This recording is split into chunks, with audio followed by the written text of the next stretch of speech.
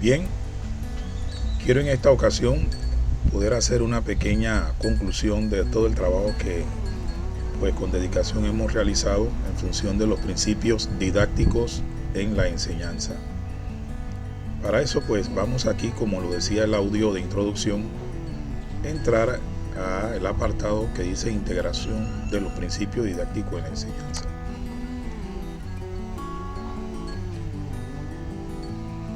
En el mismo vamos a encontrar en Padlet, abriendo una ventana nueva, desplegado un banner tipo horizontal, y quiero hablar primeramente que los principios didácticos de la enseñanza deben ser acompañados con todo lo que se refiere a los adelantos de la neurodidáctica y la neuroeducación, puesto que estos principios aplicados en la vida real dentro de una aula de clase nos permiten, por ejemplo, desde el carácter científico de la disciplina, poder decir que todo lo que se enseña debe ser fundamentado científicamente mediante la certeza y la verdad. O sea que todo lo que nosotros enseñemos debe ser fundamentado a través del método científico. Entonces eso implica en la práctica docente que nosotros apliquemos, ¿verdad?, en nuestras lecciones los contenidos realmente justificados a la luz de la ciencia, y que los estudiantes puedan ganar confianza en lo que van aprendiendo a medida de lo que lo van aplicando, porque son principios que se sustentan en el método científico. Para profundizar, usted podrá darle clic ahí para poder conocer un poco más. Ahora, hay 7 tips que me gustaría pues entregar para tener una enseñanza efectiva. Dentro de esos tips tenemos básicamente que nosotros debemos tratar de que nuestros estudiantes puedan percibir un orden cronológico y una enseñanza que brinde confianza y empatía para que los estudiantes se sientan cómodos entre uno de esos tips. Otro punto importante que nosotros podemos ver en cuanto a los principios está el principio de sistematización. Ese principio realmente tiene que ver con el postulado de qué enseñamos, cómo lo enseñamos, el lugar o el dónde lo vamos a enseñar, si es dentro o fuera del aula, si es una situación virtual, si es una situación en línea o a distancia, y el para qué enseñar. Esto estructura todo lo que es la parte de planificación, y la idea es secuenciar los contenidos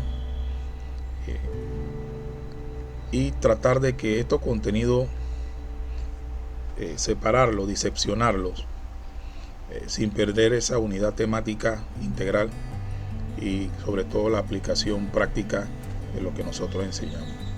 Entonces la sistematización tiene que ver con un orden que va de lo más complejo a lo más simple, utilizando también el concepto de que vamos a llevar las cosas abstractas, llevarlo a lo concreto.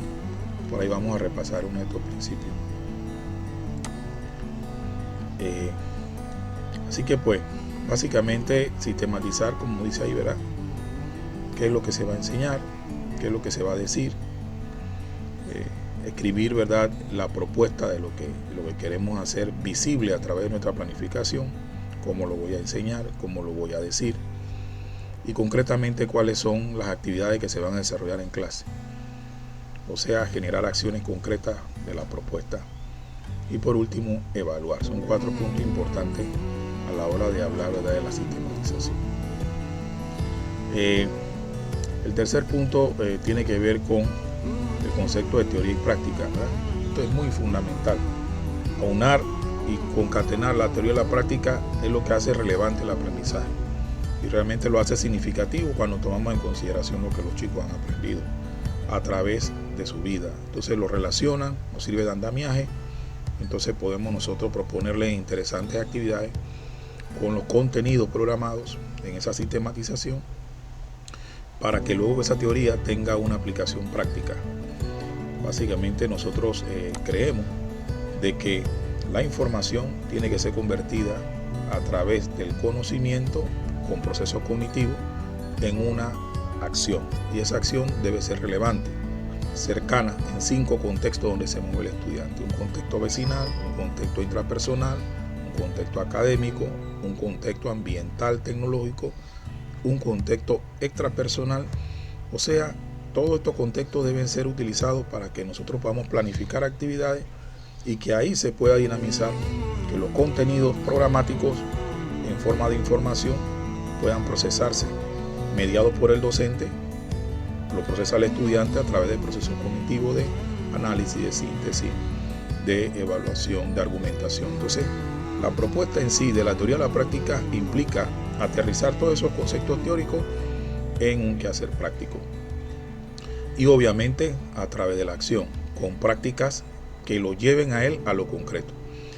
Ahora, yo siempre digo algo: partamos de lo concreto y aterricemos en lo concreto. ¿Qué quiere decir? Que cuando yo presento la información, debo siempre partir de eso, ¿no? Enseñar con ejemplos concretos, pero debo acabar esta secuencia didáctica llevándolo a algo concreto para que él vea una aplicación diferente, o por lo menos diferente a la que se planteó inicialmente. El concepto, el cuarto principio tiene que ver con relación de lo concreto y el abstracto. Yo creo que aquí ya lo adelantamos. Este principio pues está muy relacionado con la teoría y la práctica, porque los conocimientos teóricos que se practican muchas veces son conceptuales, muy abstractos. Entonces hay que tratar de buscar la manera que con analogías se pueda llevar, ¿verdad?, a proyectar lo que queremos enseñar. Entonces hay una pregunta importante: ¿cómo puedo representar este concepto abstracto de la manera que se evidencie su esencia mediante un ejemplo cotidiano que mis estudiantes conozcan? Esa es una pregunta que siempre debe resaltar en nosotros. Aquí hay un ejemplo a través de simuladores, ahora en la era virtual, un ejemplo muy concreto de ese principio. Y pues quiero hablar del 5, independencia cognitiva.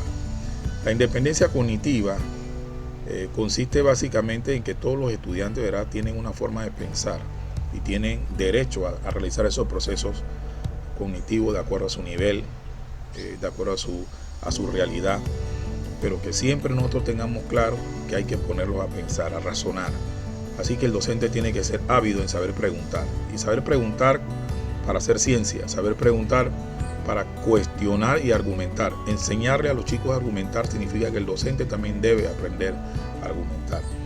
Por eso nos mueve mucho la estrategia de aprendizaje basado en proyectos, estudio de casos, resolución de problemas, simulaciones, asignación de roles dentro de esas simulaciones. Ayudan a que el estudiante pueda tener esa independencia, pero también ese trabajo colaborativo, como lo vamos a ver en los últimos principios que estamos estudiando. Es la independencia cognitiva. Entonces, hay otro también que tiene que ver con la accesibilidad o comprensión, que es el número 6. Ese principio, ¿verdad?, tiene que ver con los siguientes postulados. O sea que este postulado número 1 nos dice a nosotros, dentro de este principio, que la exposición del profesor debe ser, ¿verdad?, clara y utilizar medios didácticos. También este principio tiene que ver con adecuar lo que los estudiantes perciben y procesan como información. Y hay que saber adecuar con herramientas adecuadas y estructuras de, digamos, recursos didácticos. También debe estar relacionado con la simplicidad didáctica, tratar de siempre enseñar lo simple. Yo siempre he dicho algo: es mejor lo poco que lo mucho. Entonces, lo poco, bien dado, bien sistematizado, es mejor que un montón de contenidos que a la postre enredan al estudiante. Entonces hay que también tener claro la correcta determinación del grado y el carácter de las dificultades que deben vencer los estudiantes, y presentarle un grado progresivamente mayor. O sea, no significa hacerlo fácil solamente, sino que ir haciendo una gradualidad en la forma de los procesos cognitivos, trabajo colaborativo, pero también tiene que haber síntesis, análisis, enseñarlos a hacer resúmenes, enseñarlos a argumentar, a sustentar, a utilizar las normas APA para referenciar, por ejemplo, las escrituras, a aprender a enseñarles a curar el contenido que tienen en internet, cómo discriminar que una información es correcta o no. todo esto está inmerso en este principio de, ¿verdad?, de accesibilidad al conocimiento. Y esto básicamente pues hay algo importante en el docente que descansa es la comunicación asertiva, o sea que expresarse de una forma positiva, respetar la respuesta de los alumnos, utilizar técnicas de comunicación asertiva. Aplazamiento asertivo tiene que ver también con eso de que si no sé la respuesta, pues no la doy, la busco y le digo al estudiante, déjame ver esto, cómo lo puedo hacer, cómo te puedo ayudar. Y usar, ¿verdad?, repetición de palabras clave y frases clave para ir dándole ese énfasis a los conceptos que deben quedar en él. Eso va a ayudar mucho cuando el docente usa los organizadores gráficos.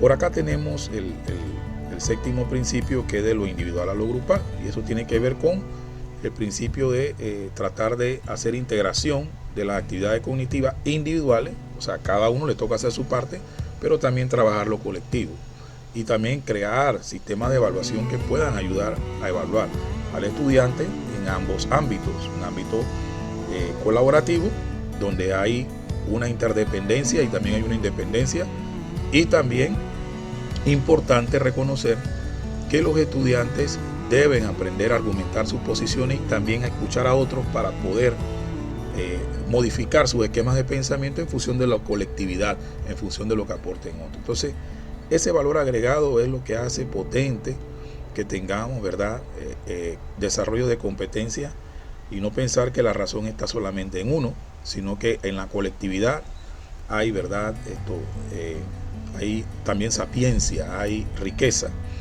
Así que pues hay unas ventajas muy claras que quiero señalar por encimita cuando se hace trabajo grupal colaborativo y cuando se hace individual dentro de ese trabajo colaborativo.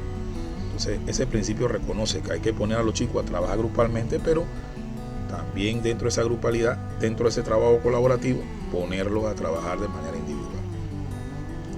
Y el último principio, que es el de solidez de los conocimientos, tiene que ver con luchar contra el olvido. O sea, las actividades no solamente deben movernos a que el estudiante en la taxonomía de Bloom, por así decirlo, quede en la etapa de conocimiento y de comprensión, sino llevarlo a la etapa de aplicación de los conocimientos aprendidos, de los conceptos aprendidos, esa aplicación, ese análisis, esa evaluación y por qué no la etapa de creación, es lo que hace que la educación tenga un sentido realmente para el siglo XXI. Así que hay que luchar sistemáticamente contra el olvido, consolidar en todos los eslabones las etapas, siempre recordarle los objetivos. Una estrategia importante es colocar el objetivo en el tablero.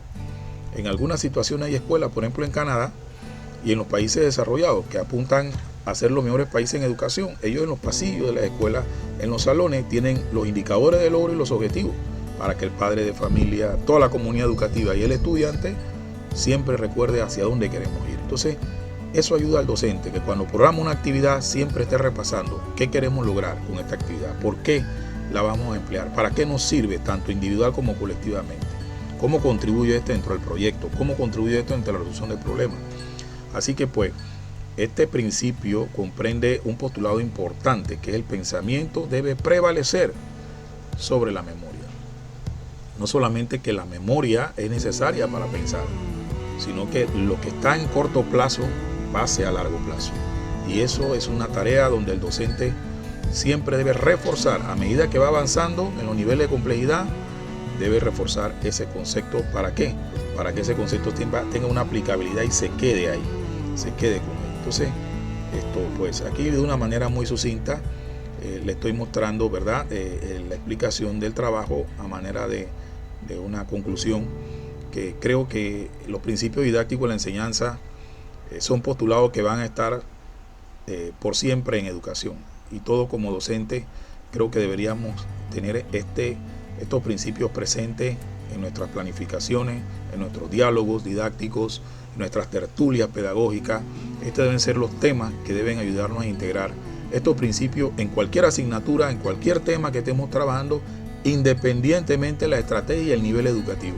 Así que agradecemos pues a nuestra estimada profesora y a los colegas por la oportunidad que nos brinda de poder tener nuestra presentación y nuestros pensamientos en función de lo que hemos aprendido de este hermoso tema apasionante titulado Los principios didácticos en la enseñanza.